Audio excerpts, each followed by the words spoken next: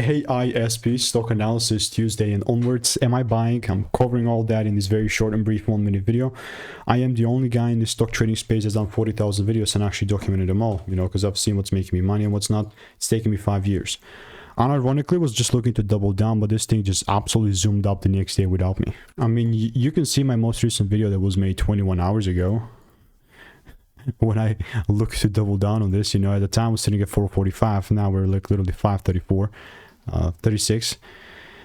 But yeah, since we've delivered towards these highs, all I'm looking to do is just double down. So I'm not just gonna die off and let things go without me, because this is very juicy, and the only thing that will make sense for me to buy is if the price does pull down and if it does show me this sort of double break. So I am gonna clearly continue to keep you updated. This is my confirmation point here. This is my top, and all I'm doing in the meantime is I'm waiting. So if you want to learn how I'm making 5-10K per month without indicators, click the first link in the description and get my free emails.